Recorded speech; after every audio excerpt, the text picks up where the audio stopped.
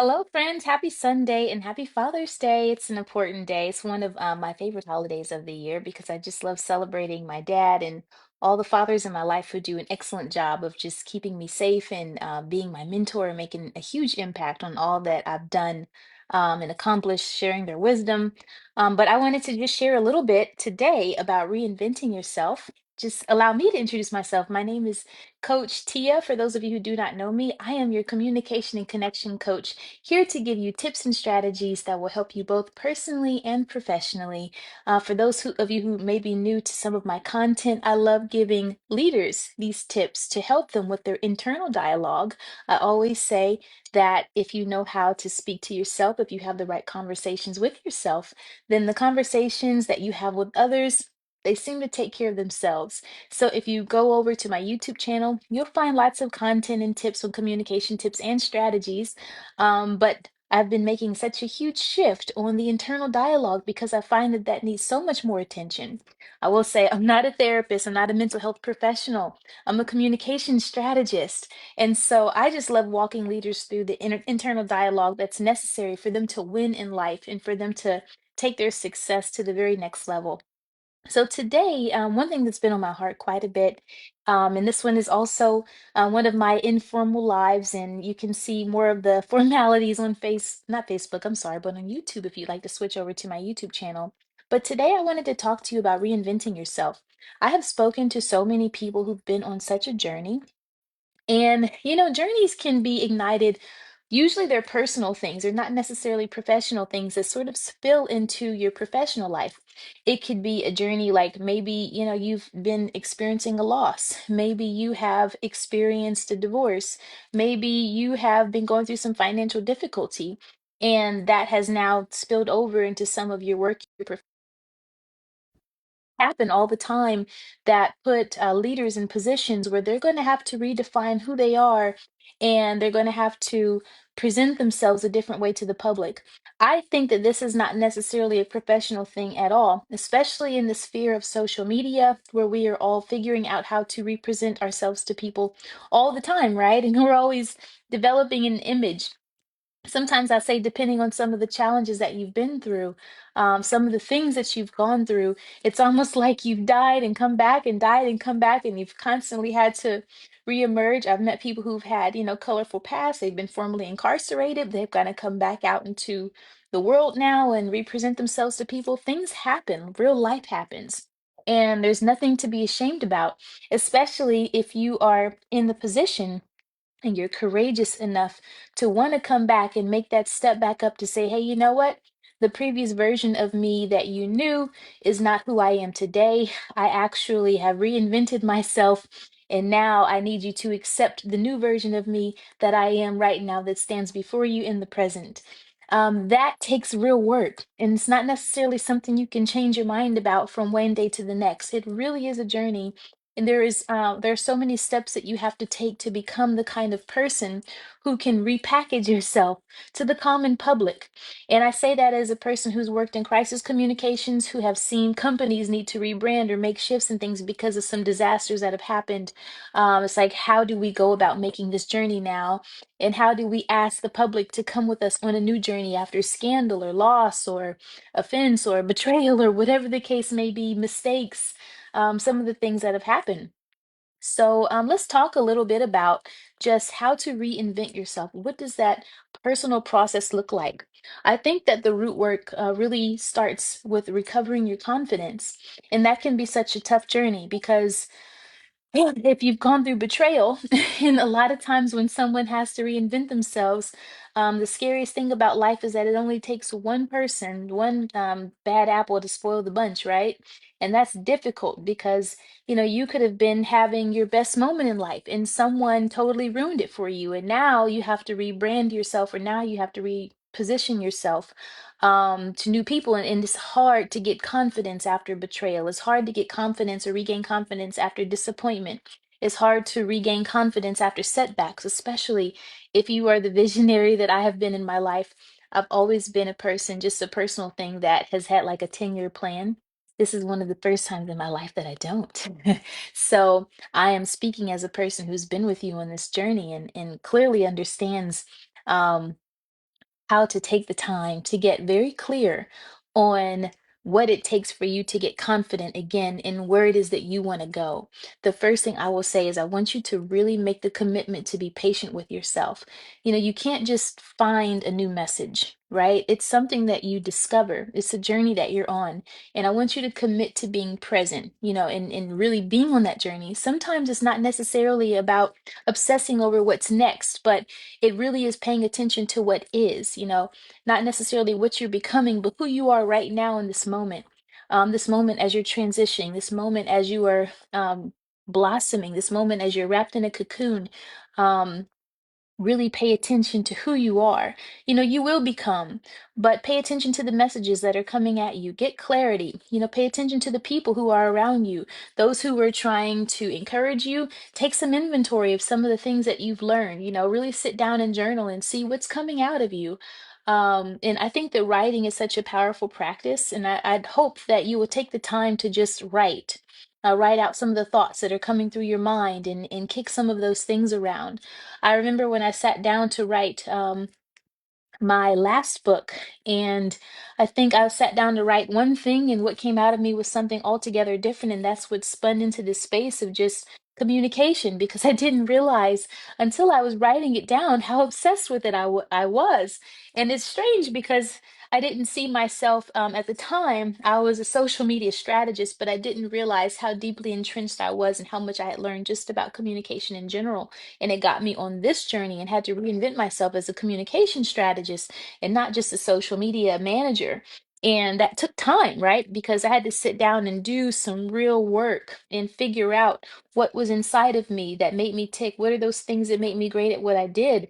And sometimes the way that you're positioning yourself to your public, sometimes the way that the public is translating your gifts, and your talent is not really the real gift. It's like the thing that people can understand, but they don't understand the journey that made you you.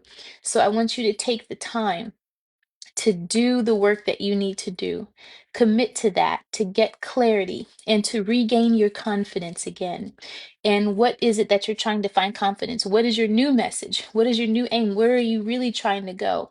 And for some of you, I want to challenge you on this. For once, don't make it about the things you want to buy. Don't make it about the things you want to do, the house you want to have, and some of the material things that you hope to accumulate on the journey. Those things are all externals. They're all a byproduct of you discovering who you are and appreciating your gifts, appreciating your journey, finding the confidence in saying, hey, you know what? I survived that. I may have lost, I may have taken some setbacks. I may have been naive in some areas, but I have learned, and now I know who I am. Now I know what I want. Now I know where, I may have gone wrong before. Now I know better of the people around me, right? So I want you to really do that inventory. I want you to commit to shedding the shame. Sometimes we spend way too much time being ashamed and being frustrated with ourselves because we were naive and people took advantage of us. Don't be ashamed anymore.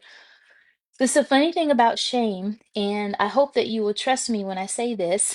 The funny thing about shame is that the victims tend to be the ones who are ashamed, and that really was a time of divine exposure for the people who hurt you to be ashamed. And instead of you allowing them to feel that shame, you're now taking it upon yourself. I want you to shed that.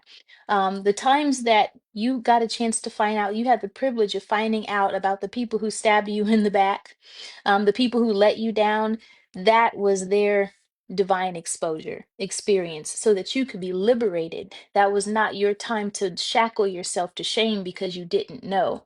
It's really good that you didn't know at the time, because you may not have allowed yourself to love to the capacity that you did.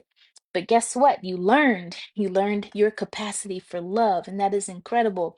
It is a miracle, and you should be incredibly proud of that, that you were brave enough to love, you were brave enough to try, you were brave enough to push, you were brave enough to have longevity with the person, you were brave enough to trust. There's nothing to be ashamed of. It is a shame that they abused it and that they let you down. That is their shame that they lost your love. It is their shame that they lost your trust. It is their shame that they lost your faithfulness and your commitment to them. It is not your shame to take on. So I really will hope that you will just commit to shedding the shame so that you can regain your confidence again. Take what you have learned from that part of your journey and move forward. It's so important that you do that root work, because without the confidence, without recovering your confidence, it's really hard to move forward to the next step of reinventing yourself, right? Because you do not, there's no glory in reinventing yourself in a cloak of shame. You're going to get nothing out of that. And it's not even who you are. It's literally just a block, it's just a wall. But it's not going to help you in your growth journey whatsoever. You did what you were supposed to do. Other people around them didn't do what they were supposed to do. Now you have learned better about people. You'll choose better people next time. You will learn better next time. You will do better next time. You'll be faster. You will respect yourself more. You will learn better boundaries and better building blocks. And you go ahead and make that commitment and tell yourself that. So that way, when you hit the next part of your journey and you're ready to go back out there and reinvent yourself, you have better tools and you'll have better people. The next point, and I'm so sorry to have spent so much time on that point. In that process of reinventing yourself, is I want you to learn the language of your destination. This is important. It's probably one of the most important points that I'll share with you tonight. And let me tell you something, when I sit down with a leader, I sit down with someone they want to run for office, maybe. Maybe I'm sitting down with someone who wants to build a business, or they need to build a new program, or this or that, whatever the case may be. I pay very deep and close attention to their language. And people who are serious about something, they speak very differently than people who are not serious, people who do not have confidence. The language of the confident is completely different than those who are aspiring. And so you wonder why certain people get support, and you wonder why certain people get help immediately, and you wonder why certain people get the investments, and certain people are able to just, request something, and a lot of people will flock towards them versus those who do not, or those who get skeptics, or those who get told no. I want you to pay attention to their language. They use power words, they use go words. They don't say, I'm trying to cut that. They don't say, I'm hoping to, I'm working on. Those are not things. I am doing, I am going, I am becoming. I'm getting these done. This is completed. We've moved to this next step of the journey. We have studied. They speak more past tense about things that they have done versus future tense of things that they're going to do, most of the time. So I want you to really learn the language, learn those power words, those things that move people, those things that make people want to pay attention to you. That goes back to confidence now. So, like I said, do the root work on building your confidence up so that you can speak clearly about your destination. And investors and whoever the case may be, those people who are going to go with you on that journey, they need to be confident that you know how to lead the way, no matter what it is. And I mean this both personally and professionally, right? Let's say that you have a personal relationship, and you want someone to be connected with you. They need to know you're confident. They don't hear, oh, I'm so afraid, or I'm just insecure that. I always say be very careful what you attach I am to. That's an identity statement. It's okay to say I feel. Maybe you can say that I feel that, or you can say I'm learning this, but to say I am doubtful. Don't put that there. Try not to connect it. Instead of saying, I am doubtful that this will happen, say, I am confident that if we don't do X, Y, and Z, then we're not going to get where we need to go. So, really learn the language of your destination is so important. And I have to just give you this. Anytime I've sat down and I've worked with someone, people who may need to do investment presentations, for example, people who are rebranding themselves, and I try to challenge them, and I have to challenge them on their language to say, hey, look, you don't sound very confident. When people are serious, they allow me to challenge them in those areas to say, oh, I didn't even realize I said that. Versus those who are not ready, those who are still working on the confidence level, They do not want to be challenged on their words. So that's a good sign that maybe you don't have the confidence just yet. When someone is trying to give you the key language to win in life, the language that you need to adjust to so that you can develop a stronger presentation, a more confident way of presenting yourself. If you find yourself insecure when someone is giving you the keys, you're not ready. Go back to step one. Do the work to recover your confidence, okay? So I really want you to focus on making power statements. And if you can make power statements, you're ready. Now, point three, and I didn't want to start here. This is so important that you do this work. I want you to take inventory of your connections and your relationships. This is very important. Sometimes this is a point in the step where you need to make amends with people, because I've learned this leadership lesson. It's a very important lesson that I've learned. I have found it to be very true in my journey.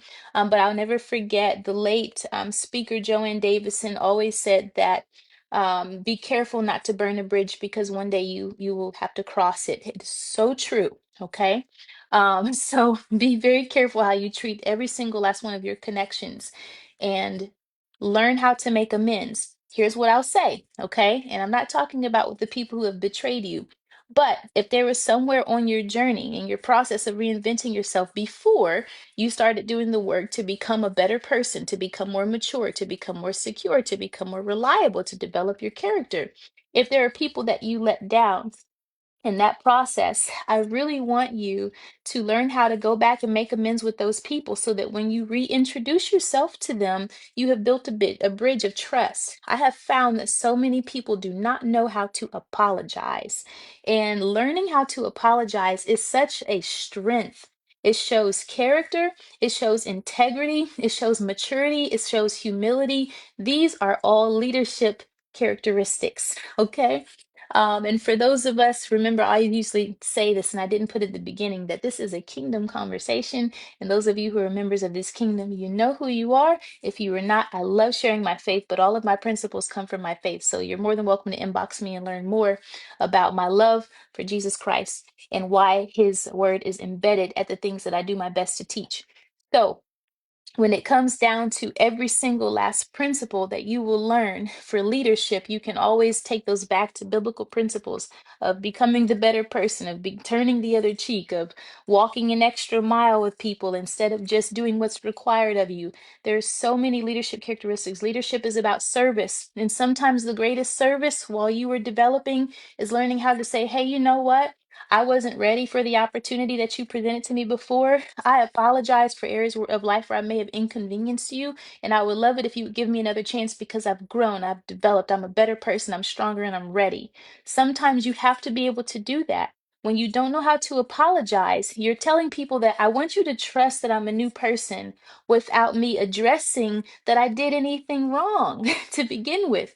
People have to know that for you to reposition yourself, how do they know that you're a better person when you won't address what you did wrong before? This is why apologies are very important. This is why that process of understanding, like people need to understand that I know where I went wrong there.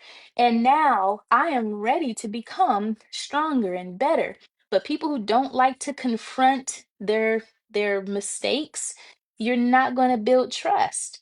You're not going to. Now, I'm not saying you have to go back and apologize to everyone, but if there is someone on your new journey that was from your old journey that you could need, you could use, you could leverage, they could champion you, they could be better on this side of your life because now you're ready for them and before you were not, go back and make amends with them. Go back and make amends, apologize, humble yourself, let them know that you are sorry, let them know that you have grown, and humbly ask for them to for the right, the privilege to rebuild again so that they can see you in a new light. I have to say that it's so important and it's so rewarding. You're not going to lose anything. If you already lost their trust, what are you going to lose by saying, hey, you know what, I'm so sorry, and I hope that you will allow me to represent myself to you in a new way? You already lost them, but if you want to gain them back, if you want to set up the building blocks of that, please, please make amends with people. It's so important for you. It's a benefit for you. The gain is for you. Okay. Some of those people, a lot of people, you'd be surprised, have already forgiven you. This part is not about forgiveness. This part is about reestablishing trust. Oftentimes, in our journey of reinventing ourselves, we need people to trust us. And your ability to gain people's trust and to gain trusted partners is so important. And this is what's going to make or break whether or not, once you go on that new journey, you're going to have people who advocate for you when you're not even in the room. And that's important. And good leaders know that. Good leaders know that I have to take such good care of my connections because the day comes where, your name is being tossed around and you're going to need someone to be able to say, I'm not going to let you talk about her. No, you can't say that bad thing about them. Let me tell you about them. You need people like that in your corner, which brings me to my very last point. While we're talking about connections, I want you to reward your faithful friends. Reward them, reward your faithful connections, reward the people who have been with you, the people who have evolved with you, the people who have allowed you to slip back, fall, pick you back up, straighten your crown. Reward them. Don't be selfish. Don't be, I love this saying, don't be a drain, be a fountain. Reward them, replenish them. I don't care if you've got to throw them a dinner, whatever the case may be. Now that you are reinventing yourself, retake your generosity to your connections to the next level now. Let them see that, hey, you know what? They have grown, they have changed, they have shifted, and now they've even shifted in their giving. And giving is so powerful. I don't care what you do. If you were once the friend that used to stand everybody up because, maybe maybe you're such a deep introvert like myself and you might come, you might not. I've been that person. Be the person that shows up every single time. And I don't care if you were there for 30 minutes, and you gave someone 30 minutes of your undivided attention. Maybe you were the person that, you're ADHD and it's hard for you to pay attention. And, whenever you visit people, you're always on your phone. Focus and reward someone for giving you their time. Focus, make yourself focus and put your phone down. Turn it off. Let them see you. I'm going to put my phone on silent. I can't wait to talk and listen to you right now. Reward your faithful connections. Do not keep them in the same place where they're just like, oh, well, I know you. So there's a point and there's an age and there's a stage in your life and your growth and your development, your success where that can't be good enough, that people are just so used to you being funky or sloppy or not showing up or not doing a good enough job and they just love you anyway. I get that. And that's the beautiful thing. That's where you are living in the light of mercy. But I want you to live in the reward of obedience. I want you to live under that grace of this person is so wonderful to me. And I'm going to continue to protect them because the more you have and the more you gain and the more successful you are, the more protectors you're going to need to be in alignment with you. And I want you to learn how to protect your protectors, reward your protectors so that they are not constantly being drained by areas of your life where you may lack character or integrity or need some room to grow. And we all have those areas, including myself. And thank God for the people who have been patient with me on my journey. But please make sure that you reward them. Please make sure that you are filling them up so that they continue to pour into you and you are taking care of the things and the people who take care of you as well. That's so important in your process of reinventing yourself. So, I hope that these points help you out. I hope that you found this message to be a blessing to you. I'll just go over it really quickly for those who may have joined in. But first, remember, do the root work to regain your confidence. Have that conversation about with yourself of whether or not you're clear on your message, where you're going. Be patient with yourself as you're growing. Commit to your health and your healing. I want you to learn the language of your destination. Use power words. Make powerful statements. Make sure that they are clear. I am going. I am doing. I have done.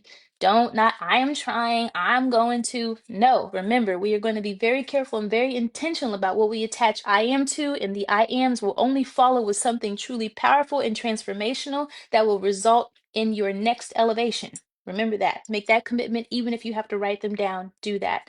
Number three is I want you to take inventory of your connections, make amends with the people that you need to make amends with, apologize to the people you need to apologize to, so that way, when you reintroduce yourself, some of those people who could have been allies are not enemies just because you didn't do the work that you need to do to rebuild those bridges. And then lastly, reward your partners.